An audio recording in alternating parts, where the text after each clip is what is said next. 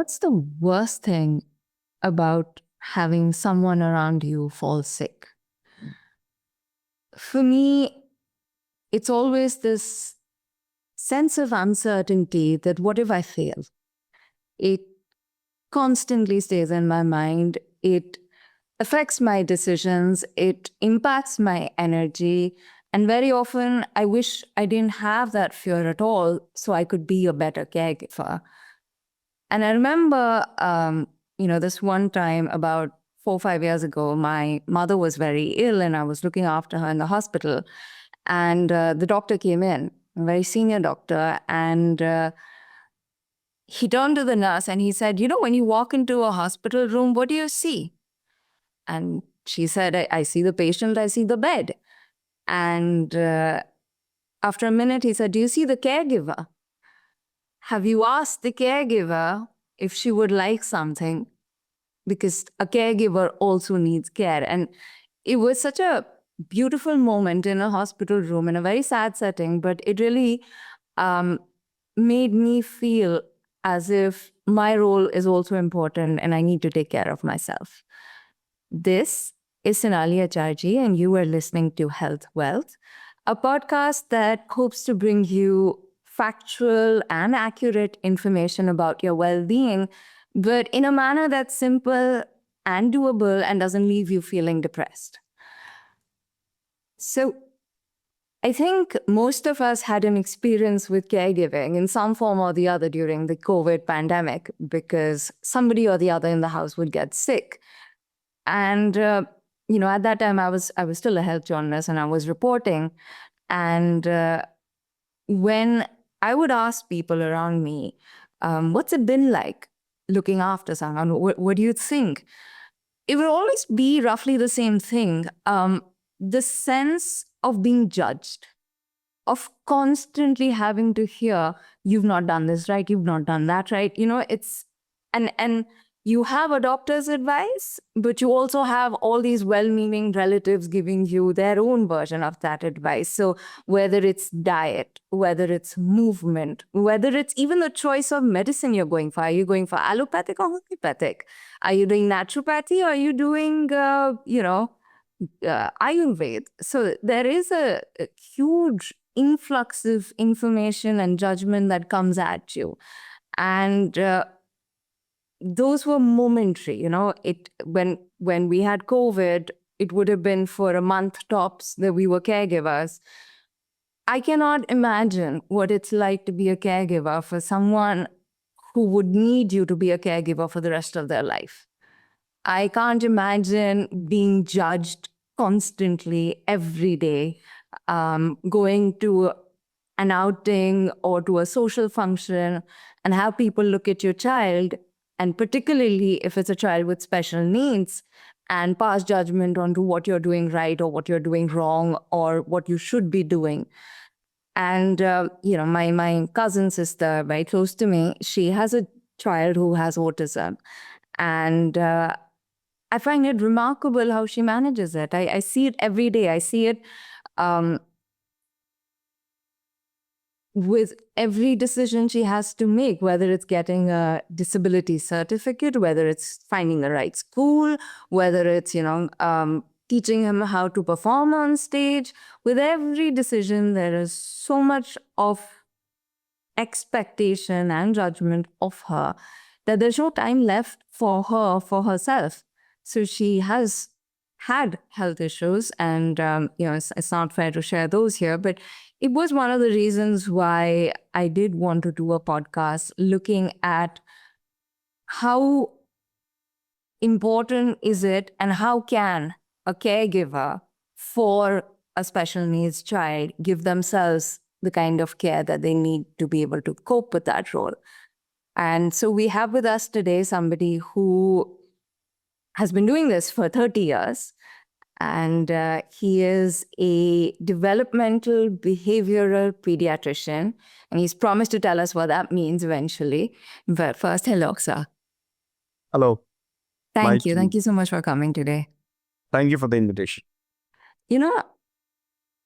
Just outright, just to start off with, that moment when somebody is told that their child has special needs or a development or a neurodevelopmental issue, it is very distressing. And I'm sure you must have experienced it or come to know of it. Do you think there is any access to support available for parents in that moment? Yeah, that's a very deep question. Let me begin by saying that the first reaction is most people do not understand the gravity of what the situation is and what they would need to do and how it would probably change a little bit of their life to face it. And hence, the first normal reaction that we would get as a doctor if you were to tell somebody is denial, which is absolutely the most natural thing to happen. Because nobody will ever accept there is anything wrong with their child.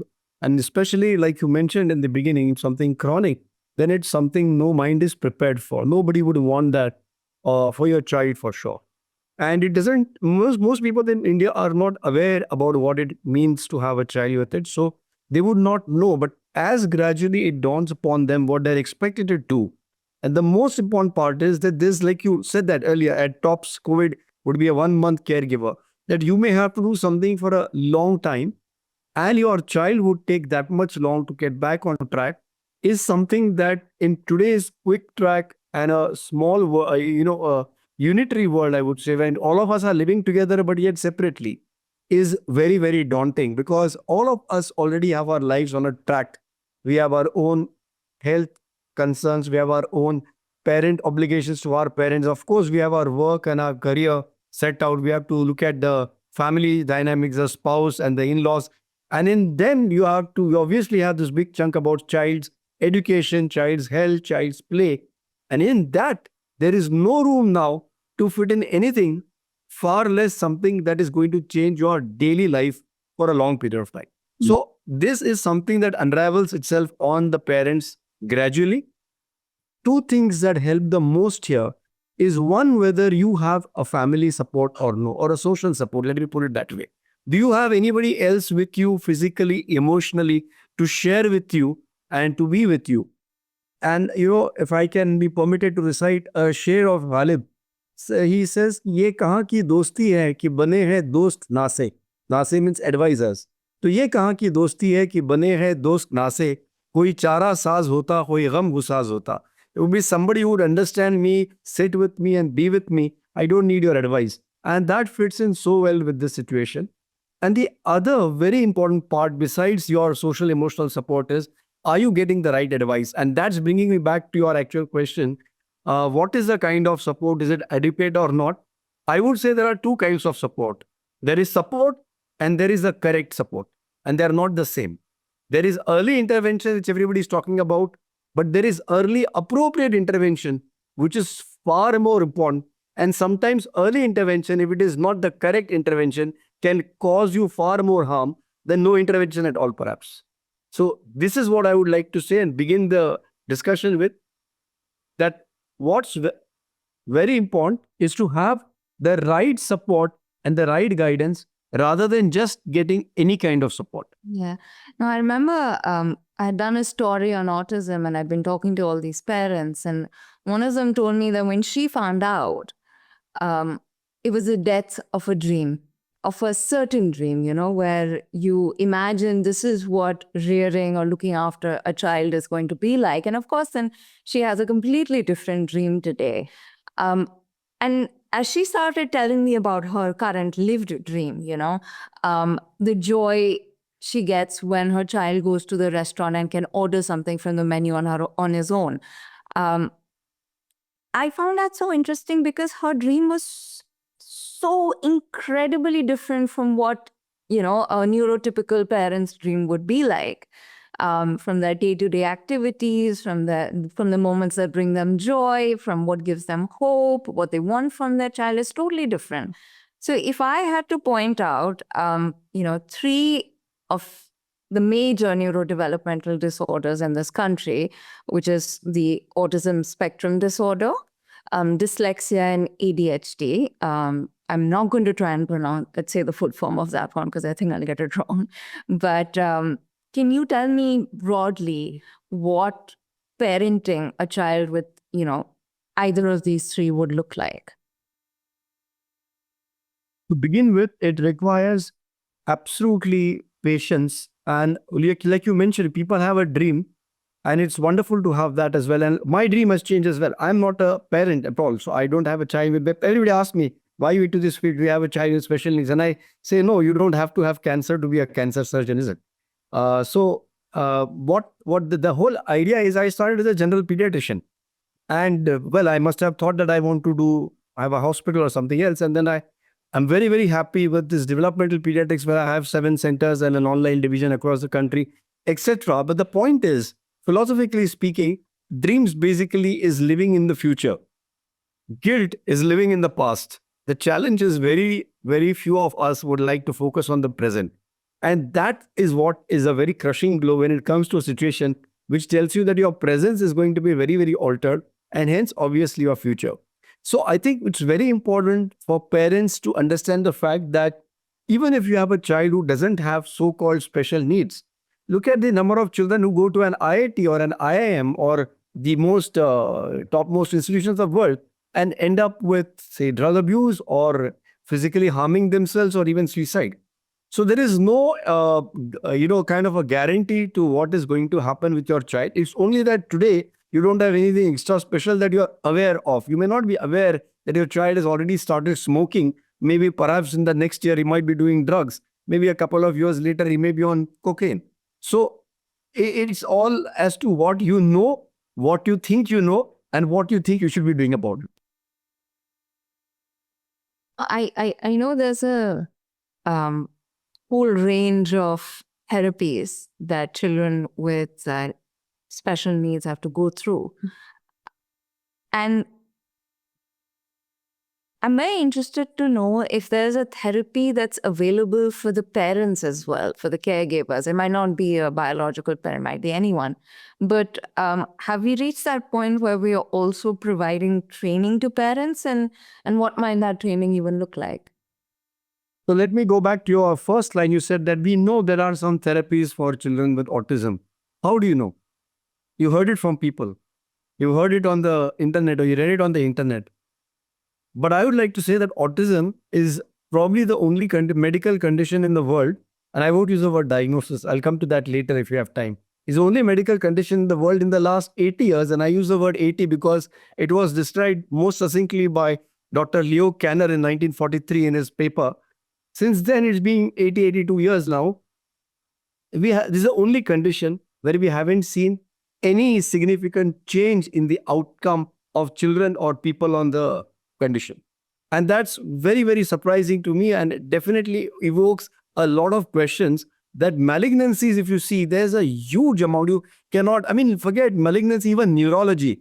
You can't see it. It's a world different in the last 2 decades, the world of neurology or neurological medicine, for example. But surprisingly, for autism, it is still the same. And it could be a Sonali ji sitting 25 years back saying the same thing. We know there are therapies for autism, but the only difference would be not so many people knew about it. Today, many more people know about it, but they are doing exactly the same which has been done in the last so many years. And the reason for this dismal outcome, if this is the approach that we have been doing, leading to that outcome, then I'm reminded of what Einstein said. Doing the same thing over and over again and expecting a different result is insanity. So is the doctors, is the medical profession or the profession that is looking after this that should be accountable to answer the question, why is it that the outcomes for this condition aren't significantly different in the last 30, 40 years, though the treatment or the therapies are being offered far more to a far larger number of children. When I started working in development pediatrics in 2003, we had very few children coming to the clinic. We had very few practitioners. Today, you have clinics which are mushroomed in each and every gully and mohalla of India. But has that changed the condition of children and the outcomes for these children and their caregivers and parents?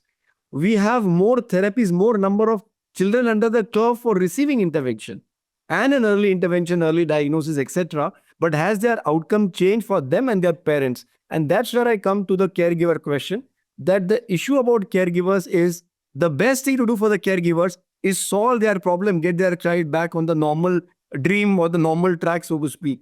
The fact that you consign them to a lifetime of therapies and make them feel that normal तो नहीं हो सकता है, perfect तो नहीं हो सकता है, मगर आपको थेरेपीज करनी पड़ेगी, आते रहना पड़ेगा, करते रहना पड़ेगा.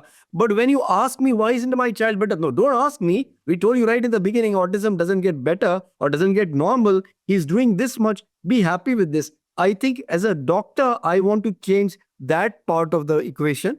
And as far as parents are concerned, once they know that their child is getting substantially better, as is my experience with a large number of children who I have the privilege of caring, I have seen their lives becoming much, much, much happier. So I'll end by saying, on one hand, you consign a situation to the flames and you damn it and you bury it, and then you keep offering solace in various kinds, whether in verbal form or in activity form, or giving some financial concessions or some endowments. Or on the other, why don't you look at the condition, take a good hard look, see what's been happening, see why that's not working, and come out with something else that can work.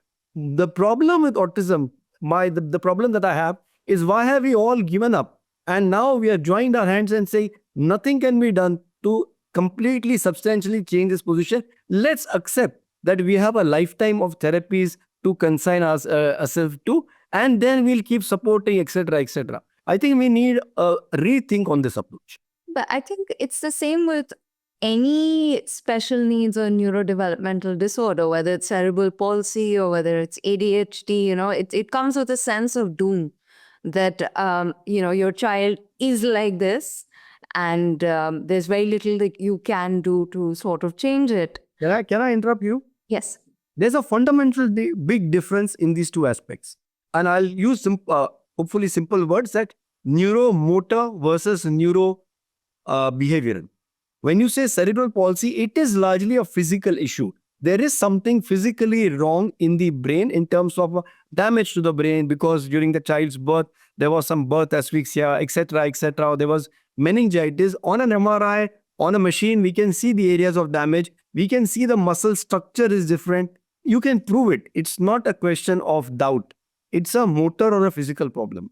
When you talk of those three, and I was so happy you said that, autism, ADHD, LD, they are neurobehavioral.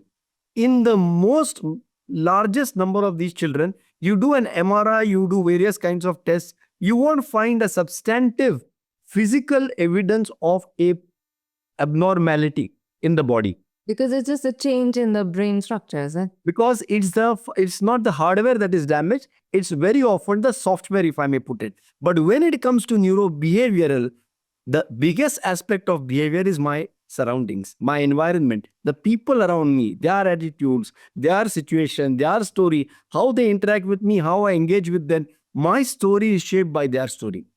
We cannot see neurobehavioral disorder in a doctor's clinic or by studying a mouse or a rat's brain or a monkey's brain, because the situation is different from a monkey's brain and the situation child lives, which is why the situation is far different when the child is living in India compared to a child living in the US. So I'll cut by saying that we have a molecule for antibiotic molecule discovered in the United States. They perfected it on the mouse lab and the monkeys lab, and then on human trials.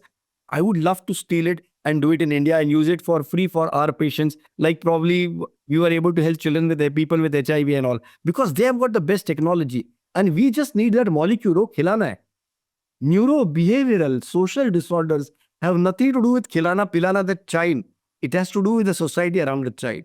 You cannot import an American methodology or a Western methodology for dealing with a neurobehavioral issue or a social issue to India by copy pasting it here, because the entire context is different. And if you ask me, the reason why we haven't been able to have a breakthrough is because we are stuck to these models. So my point would be, copy for sake of mankind, benefit of mankind. With all due respect to copyright laws, everything on patent laws that can benefit children or people in India in terms of research for molecules and for substances and materials that cure diseases. Bring the latest MRI machines from there and send it here. But don't copy their methods of dealing with autism, ADHD, LD, because these are social issues.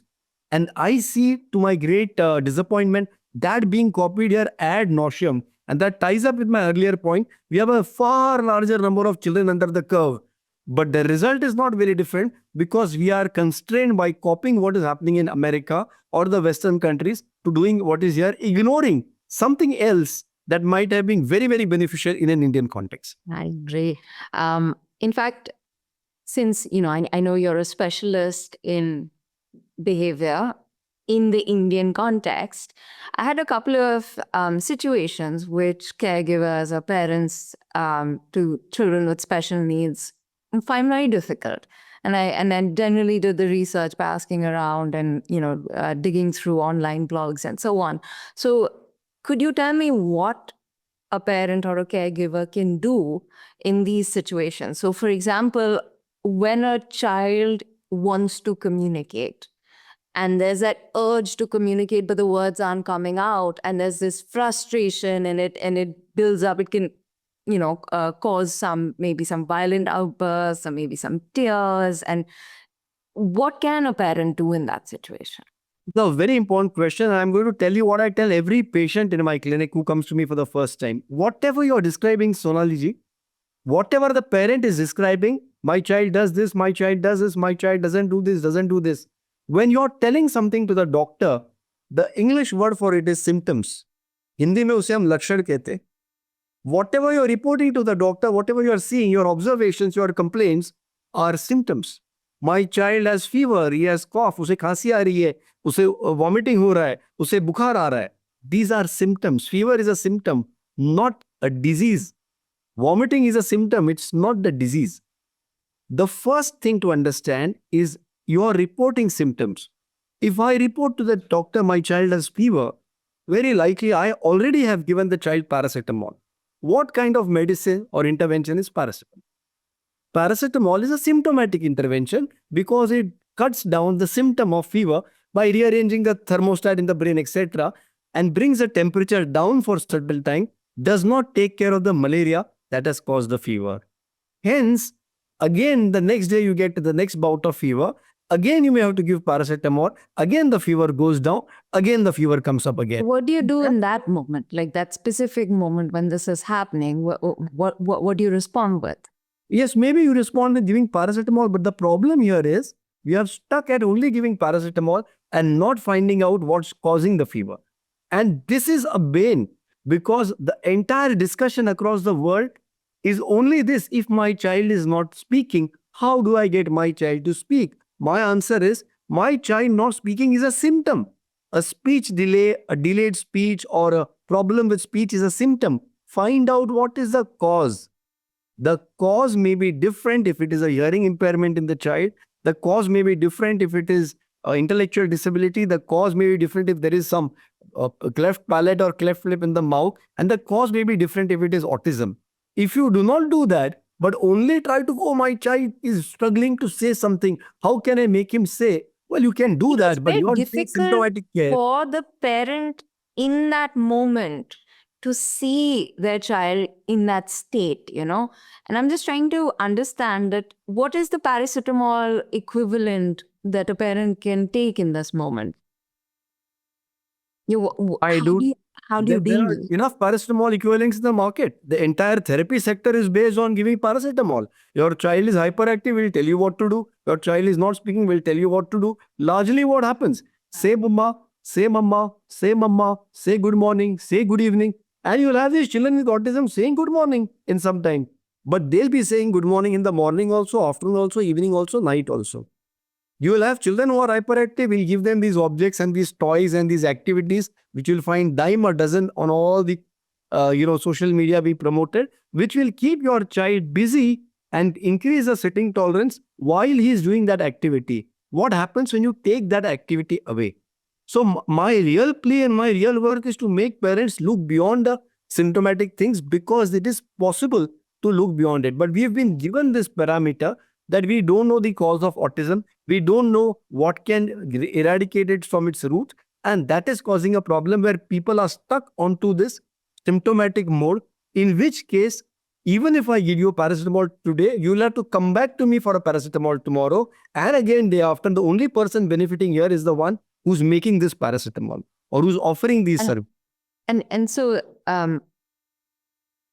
this might be symptomatic, but there's also a a social stress that parents and caregivers have to deal with. So what could you say to someone who's feeling disheartened and maybe conscious or maybe even embarrassed about the fact that, my child does not perform in school the way a neurotypical would? What can you So say? the message is, if you have a bunch of symptoms, find out what is the cause of those symptoms. For example, if you have a child who's hyperactive, and what do you mean by hyperactive? He's aggressive or he's hyperactive, he's fidgeting in the class, he's fighting with the other kids, and he's throwing tantrums. A 7-year-old child. I was in Kolkata on the weekend and somebody on a panel discussion was presenting this case. And then they went to somebody who diagnosed it as ADHD, diagnosed and then started on medications, etc. I asked them to go back to the first line on that slide of the child. And it said that the child is an 8-year-old child living with his mother and grandmother after the mother has been divorced for the last 5 years. I told them, stop. The first line is the end of the story for me. I don't need to go to a doctor who will tick questions. Does your child do this? Tick. Does your child do this? Tick. No, cross. Essentially, what is this diagnosis that we are talking about? You are asked a list of 9 questions. If you answer yes to 6 of them and 2 such groups, then you are giving a diagnosis of ADHD. When you are answering as a parent, you are only telling me the symptoms. I have scored your symptoms and given you a diagnosis. It's not the same as testing the patient with fever for his blood, looking under the microscope, finding a parasite called falciparum, killing that parasite by giving antimalarials. Then the fever goes away, you check the blood again, there's no more falciparum. That's a cure and a cause which you have cured. Here, the word diagnosis is used so loosely, it's not a diagnosis at all. But in our mind, when we think of diagnosis, we think, अच्छा, ADHD के वजह से मेरा बच्चा hyper active है. नहीं भैया, उसको हाइपर एक्टिविटी 5-6 सिचुएशन में है, इसलिए उसे खिताब दिया गया है. It's a shortcut if you have 6 symptoms appearing together. So my first statement is, if you have these symptoms, find out the cause. Going back to that child who got a diagnosis because that diagnosis is an observation. ये करता है क्या, ये करता है क्या, ये करता है, symptoms. I would say that the child who was going through a situation where a marital discord, he has stayed separately. The commonest thing that I would feel happening in a classroom of boys who are 8-year-old, everybody is making fun of that kid. If there is a parents' day or whatever, everybody is coming with their father and mother. This child probably doesn't have his father. Do you not believe me if I say that kids must be making fun of him or must be ribbing him or must be bullying him? If people are telling him, तेरा father नहीं आता है, किधर है तेरा father, क्यों भाग गया तेरा father, would he not get angry over a period of time and beat somebody? I'm not saying that's the right thing to do, but I'm saying, then do you call it ADHD? Unless you have taken care of these situations and looked at his story and found out what he has grown up with, you cannot classify it with these, tick marks and then call it a diagnosis. By that regard, every film of Amitabh Bachchan as an angry young man would have been ADHD with oppositional defiant disorder with conduct disorder. All the Vijay, angry young man of Diwar, of Trishul. But we know the situation, and that's why I think Salim Javed are probably the best psychologists I have come across. Because in every film of theirs, they show the child, what the child goes through in Diwar, what he goes through in Trishul, how he sees his mother being humiliated, and his entire actions are at getting back as a revenge. But they could be interpreted as an aggressive behavior if you see it only in the lens in a classroom on one particular day. And that is what Western medicine has done to psychology. And that's what I meant in the beginning, not to look at it in the frame of a Western society, because our society is different. So what I would suggest is, try to understand the cause behind it.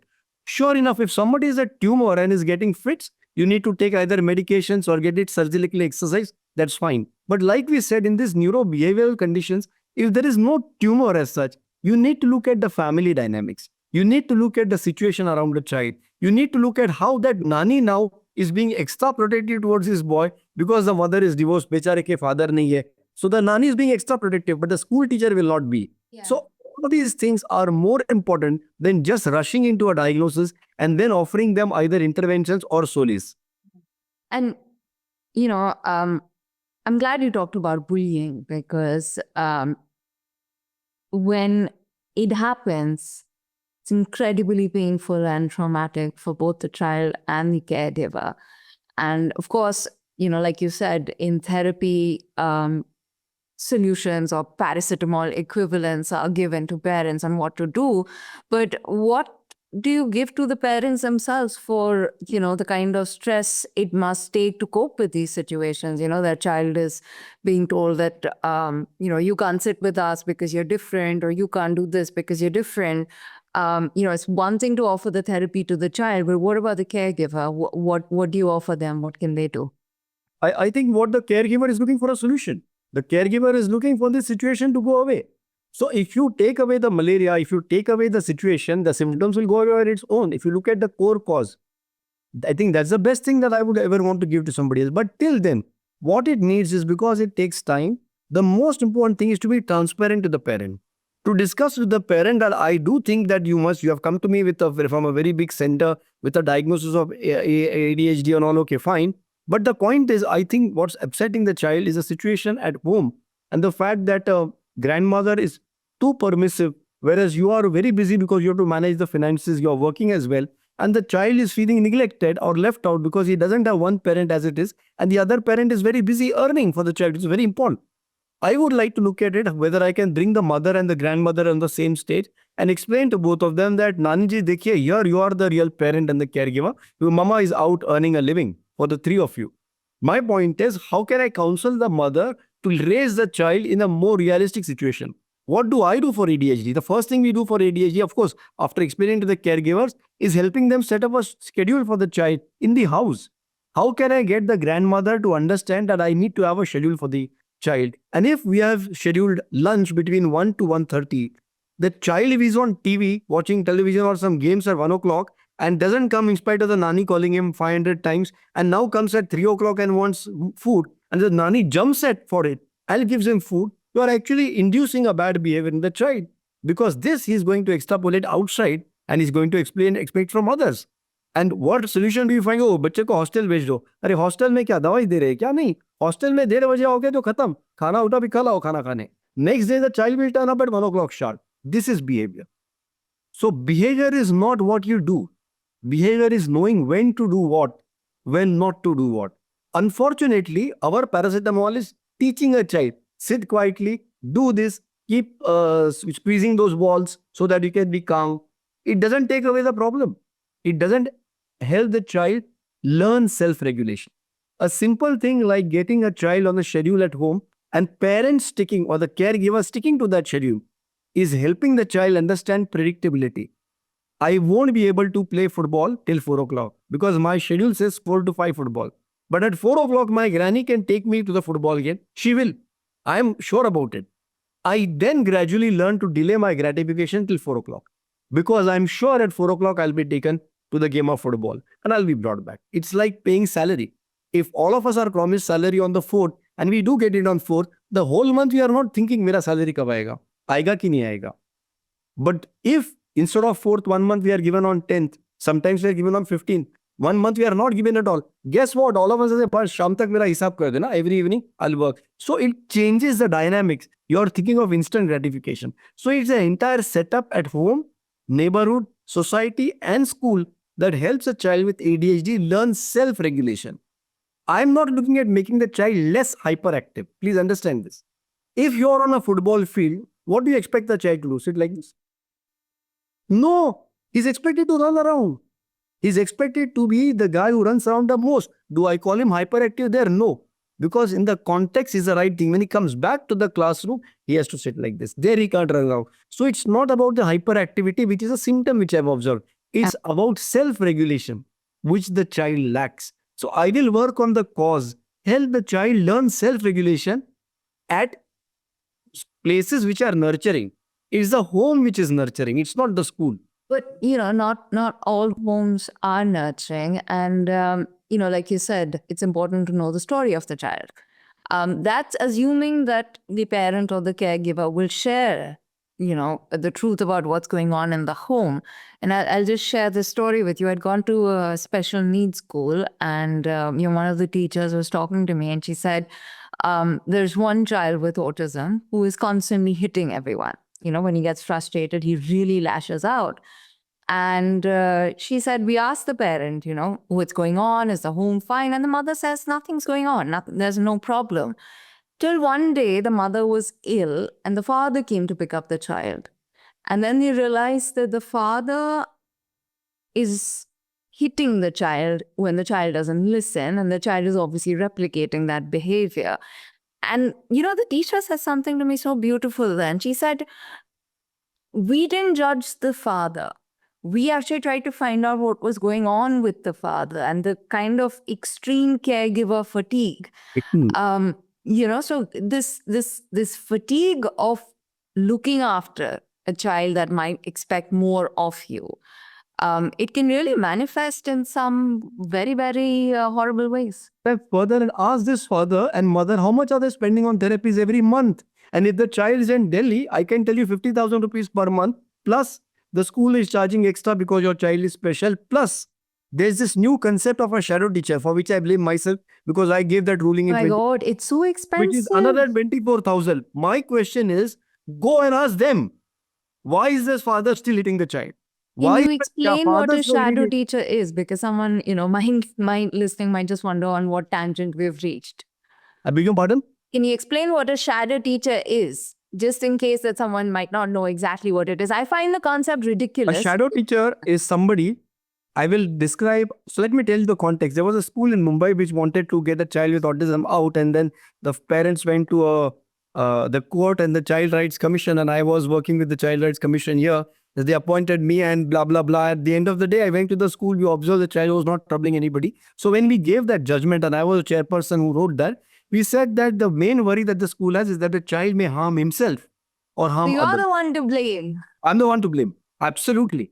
So I gave this expensive. So they expect you to pay for special needs in let me complete. Don't blame me. Don't hang me yet. Blame me, but don't hang me yet. So the judgment said that if the school is worried about the child hurting himself or harming other children, the other children also have a right not to be harmed, then we allow a shadow teacher who will take care of the child in these two aspects, not harming himself and not harming others. So that school said that we have an atrium where the child runs up. What if he jumps from there? This was their defense. We said, okay, we have a person there who will prevent the child from doing that. What if he tries to push some other child? This is what. And then the other part of the judgment, hear me out, also said that it's up to the parents to make sure that the child is getting all the necessary therapy and all the cure that's needed. Now, unfortunately, being the way we are in this country, people have used that to start colleges and schools and training courses for special educators who are now considered as your license to enter a school. So the situation here is, that is not what I intended. The situation here is you are paying 60, 70,000. You are taking the child to school, then to these multiple therapy centers, and you are paying so much for a shadow teacher. After that, doing it for 5 years, one day the shadow teacher is unwell and absent. Your child is sent back from the school gate. What are you doing? Then why are you making the parents spend so much money and then have this fatigue and frustration where the father is still ends up beating the child? So I just end by saying, let's understand that we need a new view of looking at autism. And what I've realized in my 22 years of working with thousands of families is the basic problem in children with autism, the basic cause of all the symptoms is I've found that these children are more engrossed in objects and pattern learning since birth and less engrossed towards humans. They are less focused on humans. And I call it, the best way to use a Hindi word, which I say these children have ati vastu maganta or magnata और कम मनुष्य मग्नता. तो उनका तवज्जो, उनका ध्यान, उनका ख्याल, उनका फोकस चीजों पे, वस्तुओं पे, सामान पे ज्यादा रहता है, इंसानों में कम होता है. This leads to two things. Because they are not focusing on humans, the child is not looking at the mother. He doesn't realize that when the bell rings, the doorbell rings, the mother goes and opens the door. When the doorbell doesn't ring, the mother doesn't go and open the door. When it is time for food, my father lays out the plates. When there is not the time for food, they don't lay out. So the child learns behavior, which is what to do, not what to do, but what to do when and when not to do. That is behavior. Just opening the latch of the door this way, that we are taught in therapy is a skill. It's not essential to teach. It's more important to know when to use the skill. The third milestone after this, by the time the child is 8-9 months old, the typical child was now learning this. The brain is having the neuroplasticity to look at human engagement and human behaviors. understands non-verbal communication. And that drives the brain further to understand speech, which is the fourth milestone. By the time the child is 1.5, 2 years, 1.5 years of age, he understands speech and is able to speak. And thereafter, a good couple of years later, he's able to read and write. A child with autism has no problem with speech per se, or with reading and write, or with behavior. His basic problem is poor human engagement. So he doesn't learn these steps. Just like a child who cannot sit, cannot stand, walk, neither run. The other problem is because he's engrossed with objects, he's studying objects, all objects are arranged or run or work in patterns.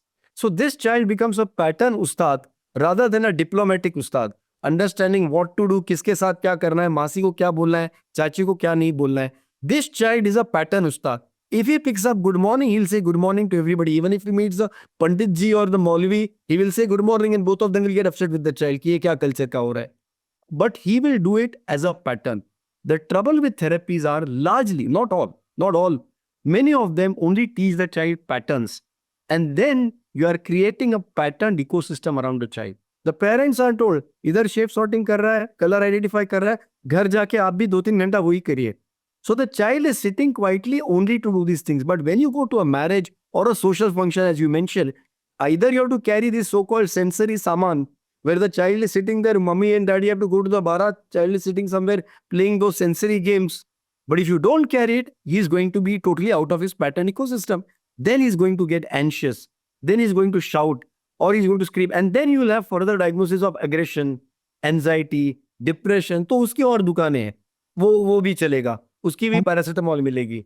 The whole concept that we are working on and what we have found great success is, first work at the root cause. Stop the child's object obsession and pattern obsession, which has worsened now because of this. And get the child to focus and engage more with the people at home. Increase his Manushya Maganata, his social engagement. Then increase and work on his social behaviors at home. Brushing the teeth, washing the mouth, going to the potty, taking a bath, dressing, then having a breakfast. So work at social behavior at home. Then work on non-verbal. And after that, when the child has achieved that potential, start working on the speech. Unfortunately, what's happening is, we are directly starting with speech because like you said, मेरा बच्चा communicate नहीं कर रहा है. How can I help him to speech? Okay, come here. Say good morning, say good morning, say good morning, say good morning. The child cannot understand speech because that was the fourth step. He's stuck on the first. But if you do it 200 times, it becomes a pattern. If the child likes the pattern, the child will repeat, say good morning. And you will call it success. And now you will start with say good evening. But the child will not like the pattern of good evening. So he may only say good morning all day long. I can teach a child his name. What is your name? Say Sonali. What is your name? Say Sonali. If I do it 500 times, next time I say what is your name, you will repeat. What is your name? Say Sonali. I'll say, देखो, बच्चा नाम सीख रहा है. But the aunt comes next day. I tell her, see, my child is now telling her name. आप पूछो. Aunt will say, tell me your name. तुम्हारा नाम क्या है? नाम बताओ. Then I have to say, नहीं, रुको. तुम्हें पता नहीं है बच्चों के साथ कैसे हैंडल करो. स्पेशल चाइल्ड है. मैं बताता हूँ. What is your name? What is your name? Say Sonali. This is a scam. This is a scam. But parents are falling for it, unfortunately, because we have not told them better. And parents, तुम्हारा ये क्या और तो बच्चा repeat कर रहा है, वो तो शाम को भी गुड मॉर्निंग बोलता है. अच्छा तो क्या हुआ? पहले तो बात भी नहीं करता ना. मेरे पास क्यों आए? क्योंकि बच्चा बात ही नहीं कर रहा है. देखो आज बात कर रहा है. देखो आज शेप सॉर्टिंग कर रहा है. रेड कलर बता रहा है, ब्लू कलर बता रहा है, पोएम्स बोल रहा है, एबीसीडी बोल रहा है, शेक्सपियर भी रिसाइट कर रहा है. अरे लेकिन वो शेक्सपियर मंदिर में जाके रिसाइट कर रहा है, रात को सोने के समय रिसाइट कर रहा है, दादाजी को मिलने गया तो शेक्सपियर रिसाइट कर रहा है. स्कूल में मूड नहीं है तब नहीं करता है. This is what is going on and that is adding to caregiver stress. So if I don't treat malaria with paracetamol, if I treat malaria only with paracetamol and not an anti-malaria, malaria will not get better. उसमें क्या confusion है? Then I have a fantastic market. Malaria won't get better. Keep taking paracetamol. Now I have 100 brands of paracetamol. All of them are going very well. This is the problem. So if you have to fix caregiver stress, at least in conditions of neurobehavioral conditions, we need to get out of the westernized model. We need to understand Indian society. Here, the most important doctor for autism is not Dr. Dalwai or a developmental pediatrician or a therapist or a neurologist. The most important doctors are the chachi, masi, bua, mami. Because when the child learns to navigate these four aunts, in their own houses without the mother who is carrying her ecosystem for the child. When he deals with the aunt, one chachi may be a little khadus. He has to know how to deal with that khadus chachi. One chachi may be very chilled out. He can be different with that chilled out chachi. But when the khadus chachi comes, he has to know he has to keep quiet. If a child can learn this, then he can manage the school teacher very well because वो किसी और की चाची है. पहले you handle your own chachi. And if this is the way we are working on children with autism in our center, and we are seeing children being able to manage the social conundrum, एक cantankerous uncle है, एक chilled out aunt है, ये सब सीख रहे. The point is for this you need samaj, you need family, you need that chachi masi बुआ नानी who are nurturing. The school cannot do this. They have a set of rules. They have to finish the syllabus. They have to do certain things. It's a binary. Either you do it or you are not. You have passed or failed. So they can only pick on you. It's not wrong. The nurturing happens in the family and in the neighborhood. America doesn't have that. The US and the UK don't have chachi, masi, bua, nani. Unke liye sab auntie hai. And nobody has time for the child. That's why they have to rely on, what is your name? Say Sonali. They have to rely on making a patterned ecosystem because their society has no time for it. So they have to get these children to conform to a pattern where the government has a lock, that follow is the key. Or the other way around. But in India, when we have an ecosystem naturally which is buzzing with nurturing care, when you have, I'll tell you, it's so sad. People come to me from, say, Faizabad or say Gorakhpur. They are from a village near Gorakhpur. They're being told to move to Gorakhpur because there are no therapies available in their village. So the mother now goes away from her village, from all the chachi, masi, bua, mami and the father, and goes and takes a flat in Gorakhpur, enrolls in a special school and does 6 hours of therapy after that for 2 years, for 3 years, after which the child has become a parrot, repeating whatever he has learned, or a robot, putting those shit. The moment the social situation changes, the moment she comes back to her village or goes to her chachi's house, if that saman is not there for the child to keep doing that pattern thing, he throws a tantrum, he is aggressive, he is anxious. This is the irony and the problem that I'm seeing everywhere. And I would love, and that my dream is to change this. That's my dream. Where we make parents understand it is a nurturing care at home, but step by step. You can't start directly with reading, writing, and education. But these things are making children with autism far, far better than repetitive therapies can make them. And we need to look at different paths. I'm not saying what I'm invented or discovered or proposing is the only right way. I may be wrong. But we need to get out of the Western model of psychology and medicine and see what works for a social situation like in India. You know, it's so interesting that this is the 3rd episode we're doing on autism on the series. My 2nd episode was with an adult who had been diagnosed with autism at the age of 34. And then a couple of weeks ago, we did one on the causes of autism, which was with Dr. Shefali Gulati. She heads the Child Neurology Division in the Department of Pediatrics at AIMS Delhi. And now we're doing one with you. And every episode has been completely different and it's gotten so many new perspectives. Thank you so much for everything you've shared. Thank you. Thank you so much. I know we've been talking about caregiver fatigue and, the real cause of caregiver stress in the case of children with special needs. We'd done an episode, I think about 10 episodes ago, with a 15-year-old child who had been diagnosed with ADHD. And she was sharing about her relationship with her parents and how that helped her get to therapy and diagnosis and treatment. And I found that the caregiver had balanced the responsibility of looking after this child and looking after herself so beautifully. And the caregiver themselves had learned so much because, there is a positive to all of this. Life might give you a challenge, but you can always learn so much about patience and fortitude and,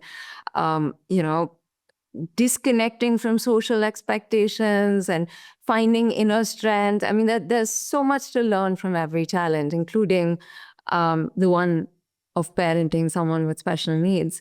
And it really made me realize that if done right, caregiving someone with autism or someone with ADHD or someone with dyslexia, any neurobehavioral condition can be as beautiful as it is challenging. What did you think about this episode? I'd really like to know about your health experiences or any health questions or topics you'd like us to discuss on this series. You can write to us at pods@indiatoday.com, or you can message us on 8588966996. And if you've enjoyed this episode and it's added a fresh perspective or fresh information or new value to your life, then please do leave us a rating. We're there on Apple, Spotify, YouTube, and the India Today website.